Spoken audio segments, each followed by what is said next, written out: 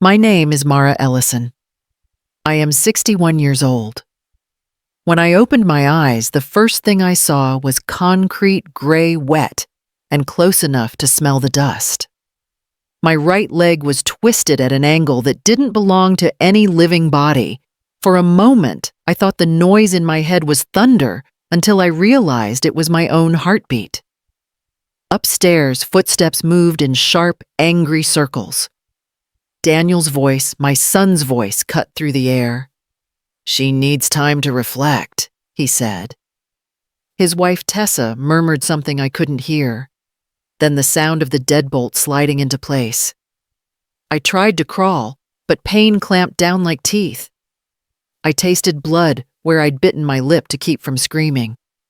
Somewhere above, a chair scraped the floor. Someone laughed softly. It wasn't Daniel.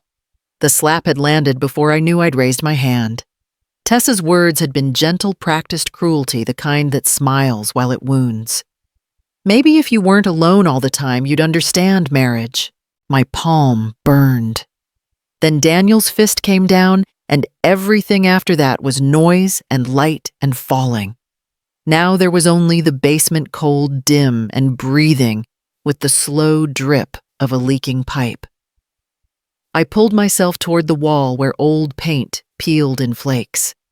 My hand brushed the outline of the cabinet where I'd once hidden spare keys, small bills, and an old phone I'd sworn I'd never need. My fingers found it beneath a layer of dust. The screen flickered weakly, a ghost's pulse of light. I pressed the power button, praying it still remembered me. When the signal bars appeared, I felt something steady settle inside my chest. Not hope exactly, but direction. Daniel's voice echoed once more above me, muffled and impatient. "She'll calm down." I unlocked the phone, scrolled past every name that meant nothing now, and stopped at one. Richard. My husband. I hesitated only a moment before pressing call. The line rang twice before a rough voice came through. Mara. It had been almost 8 years since I'd heard his voice. Even through the static, Richard still sounded like gravel under a truck tire. I didn't know who else to call, I said, keeping my voice low. My throat ached from dust and swallowed pain. What happened? His tone sharpened. I could picture him leaning forward, his hand already reaching for a cigarette he shouldn't be smoking. Daniel hit me. The words came out flat. He broke my leg. I'm in the basement. The silence that followed wasn't empty, it was loaded, a fuse burning in the dark. You're saying our son did this? Yes, I said. Because I slapped his wife. Because she deserved it. A sound like a chair scraping hard against tile. Then his voice quieter, but colder. Who else is in that house, Tessa? And the housekeeper. No one else. He exhaled long and controlled. I told you years ago if you ever needed me, I remember I said. My hand shook around the phone. Don't argue. Just do it. Mara, you don't want me to?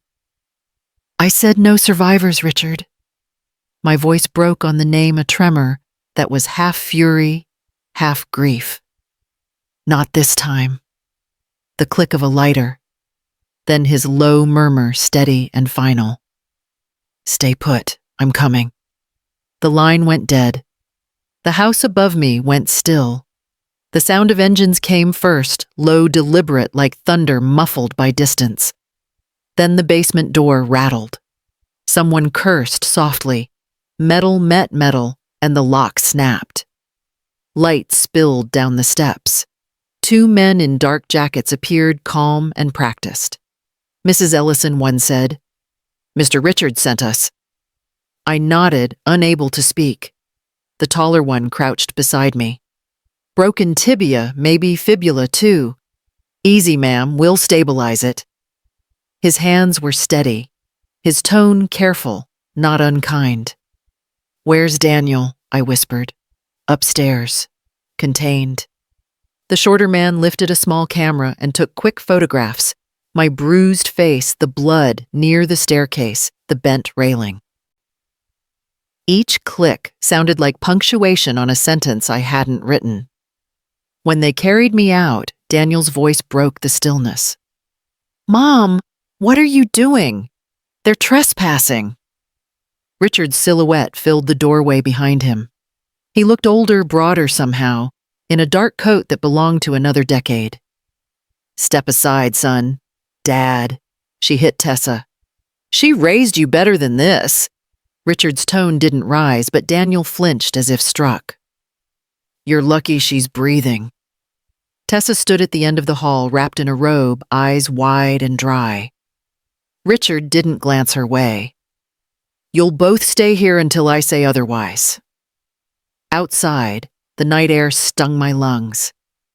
They slid me into a van where another man waited with a blanket and a phone pressed to his ear. "Memorial Hospital," he said. "Tell them we're coming." When we reached the emergency entrance, Richard leaned close to me. "Police will ask questions," he murmured. "Do you want me there?" "No," I said. "Not yet." He nodded once, jaw tight. "Then I'll wait."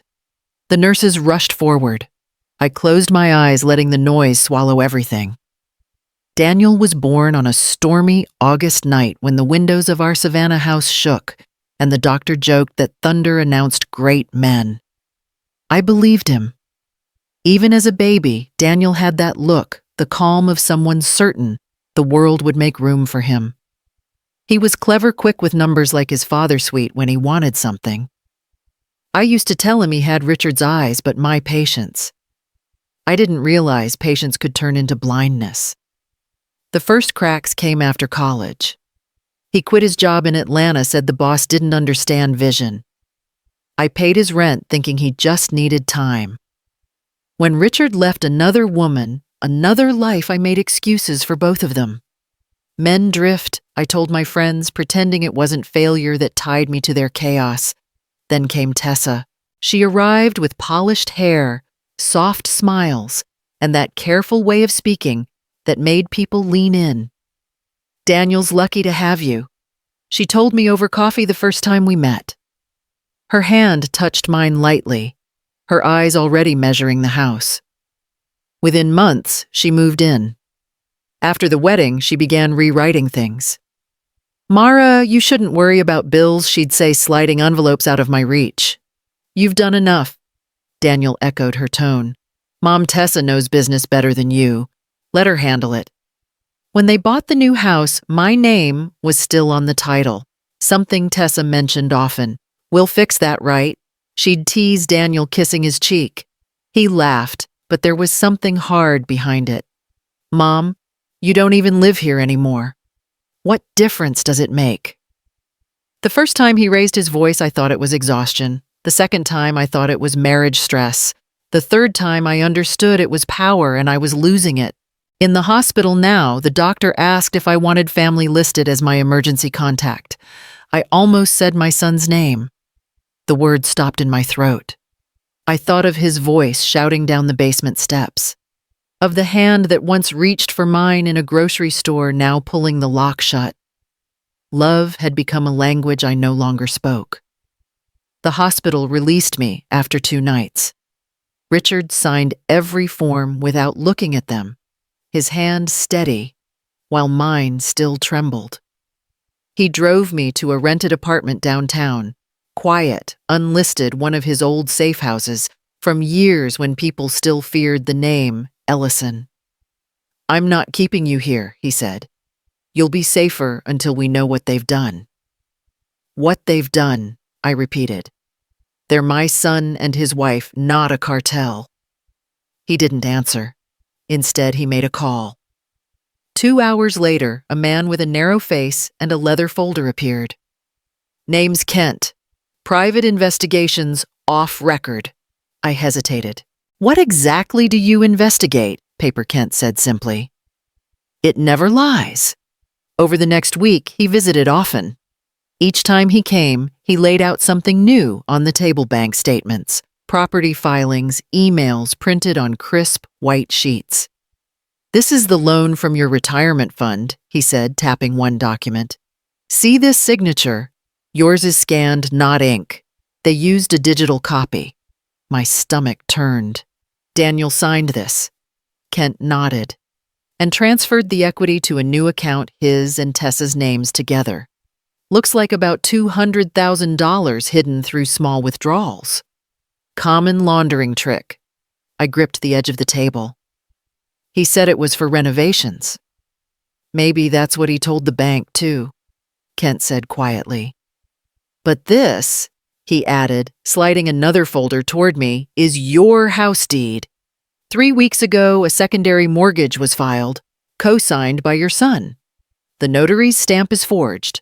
Richard leaned back in his chair, jaw tight. You said you wanted proof, Mara. There it is. I looked at the papers until the words blurred. He could have asked, I whispered. He could have just asked. Richard's voice was low but cold. He knew you'd say no. When Kent left, the apartment felt smaller. The folder sat on the table, a thin, silent body between us. Richard poured 2 glasses of water, set one beside me. What do you want to do? I want to see him, I said. To forgive him. To look him in the eye. He studied me for a long time, then nodded once. We'll do it your way. But understand, paper like this doesn't go away. I ran my thumb over my forged name. It looked perfect, as if I'd written my own betrayal. I asked them to come at noon. I wanted daylight in the house when it happened. No shadows, no excuses. Daniel arrived first, shoulders squared, eyes tired. He looked at the cast on my leg and winced. Mom, you shouldn't be walking yet. I'm not, I said, sitting at the kitchen table. Sit down. Tessa came in next, perfume sharp enough to sting. She kissed Daniel's cheek, but didn't look at me. Behind them, my lawyer, Claire Monroe, carried a thin briefcase. Dr. Alden followed quietly, the same doctor who had treated my fracture. He nodded once, his face unreadable. Why are we doing this here? Daniel asked. This feels like a setup. It's a conversation, I said. Everything on the table today will be truth. You'll decide what to do with it. Claire opened her folder and slid a few documents forward. Mrs. Ellison has requested a review of financial activity involving her assets. Daniel's jaw tightened. You brought a lawyer for family business. Family stopped being business when you forged my name, I said softly. Tessa laughed, quick and brittle. That's absurd. You probably forgot you signed it. Dr. Alden cleared his throat. Mrs. Ellison's right hand was immobilized at that time. She couldn't have signed anything. The room stilled. Claire lifted another page. This is a copy of the notary's log. The seal number belongs to a different registry. It's fake. Daniel's voice cracked. You don't understand. We needed money, just a bridge loan until what? I interrupted. Until you sold the house, until I died and couldn't ask questions. His face flushed. You think I wanted this? You think I planned to hurt you? I don't think I said. I read. I tapped the paper. $200,000 moved through your account. Half went to a company that doesn't exist. Tessa folded her arms. We were trying to start a business. You wouldn't help us. You never asked, I said. Richard's voice came from the doorway. She would have said yes. Everyone turned. He stepped inside slowly, his presence filling the room like a held breath. But you didn't ask because you wanted her money, not her blessing. Daniel rose defiant. You don't get to walk in here and act like a father. Richard's eyes didn't leave him. I'm not acting. Tessa pushed back her chair. This is ridiculous. We're leaving. No, I said. You're staying until you understand what you've done. I slid the medical report toward Daniel. This says how many fractures I had. The police have a copy too. You may want to tell your version before they ask." Daniel's voice dropped to a whisper. "You called them I told the truth," I said. "What they do with it isn't up to me anymore." Richard placed his hand on the back of my chair, steady as stone. "Now it's up to her." No one spoke after that. The papers lay between us like a verdict waiting to be read. 2 days after the meeting, Richard showed up at the apartment with a folder and a look that told me he had already acted. "The accounts are frozen," he said. "Joint personal, all of them. Tessa's gone. Left Savannah last night with 2 suitcases and a rental car." I sat at the kitchen counter stirring tea that had long gone cold. And Daniel, he's still there. "The house feels empty without her," he says. Richard handed me a page. "He also called the bank this morning. They told him the truth." "What truth?" "That everything he thought he controlled was under your name again. You co-signed the deed 20 years ago. You never took it off. That's what saved you." I stared at the paper. It felt like finding a stranger's name in my own handwriting. "I don't want him ruined." Richard leaned against the counter, crossing his arms. "You don't get to decide that anymore. He made his choice." "I want this legal," I said. "No threats, no men showing up in the night." He frowned. "You think the law will fix what he did?" "I think the law will remind him what he broke." He studied me for a long moment, then nodded. "All right. You'll need an attorney for eviction and a restraining order. I'll handle the paperwork for property transfer."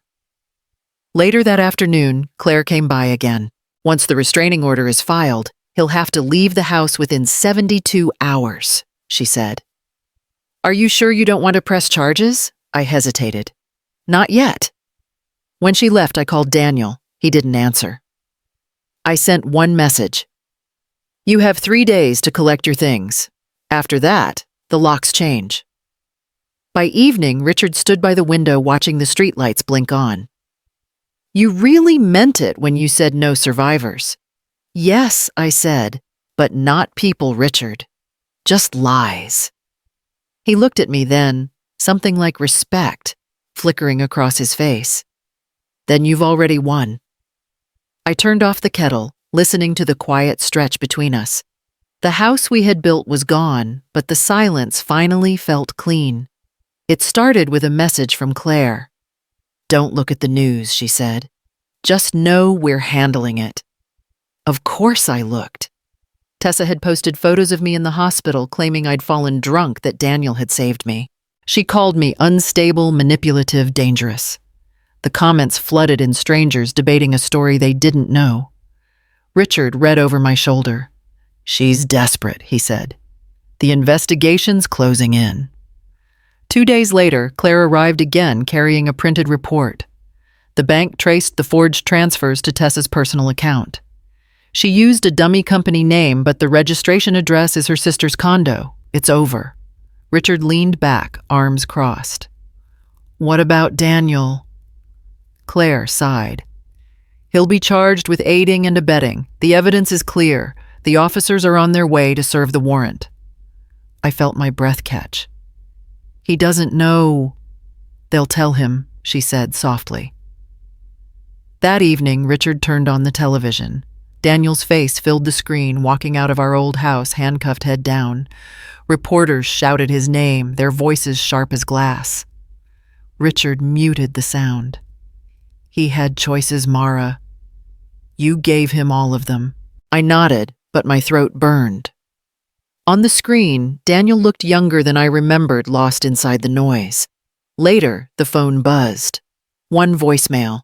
His voice unsteady. "Mom, I'm sorry. I didn't think it would go this far." "Tell Dad.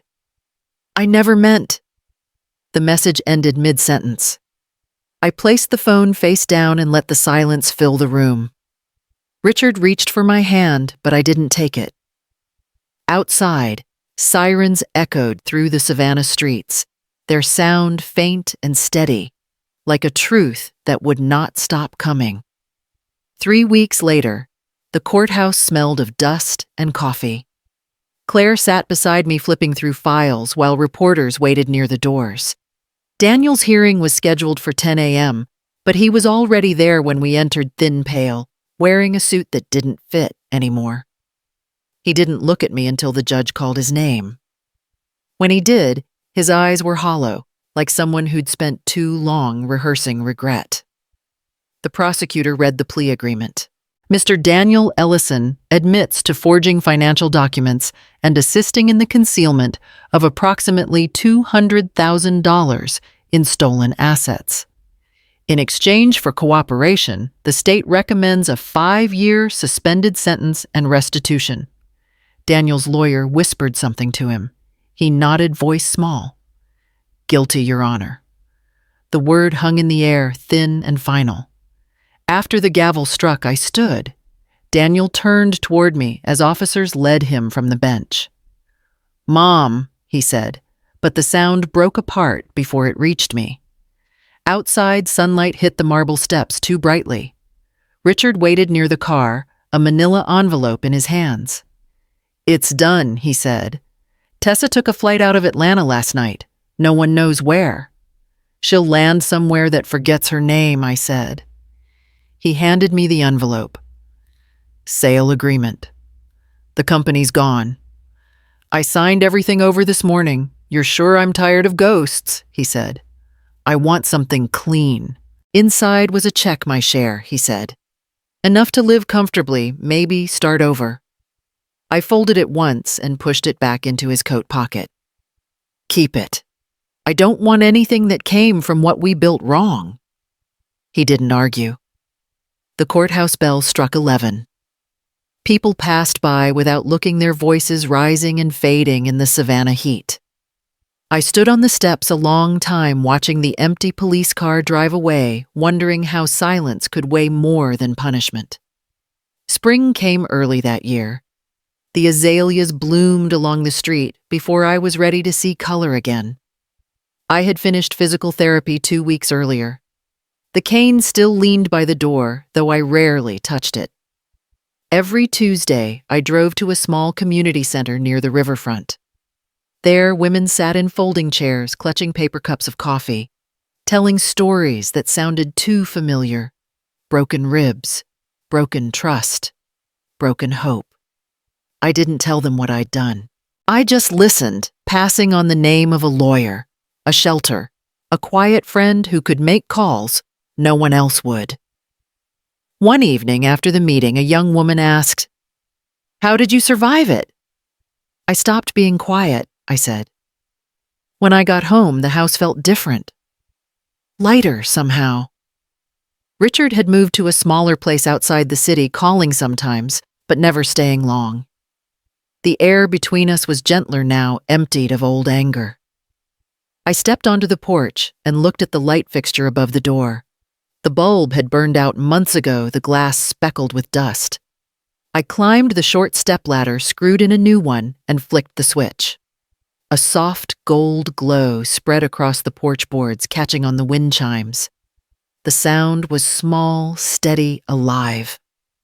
I stood there a long time, watching the light spill into the quiet street, and said aloud what I hadn't said to anyone. There are no survivors of silence left in my home. Only light.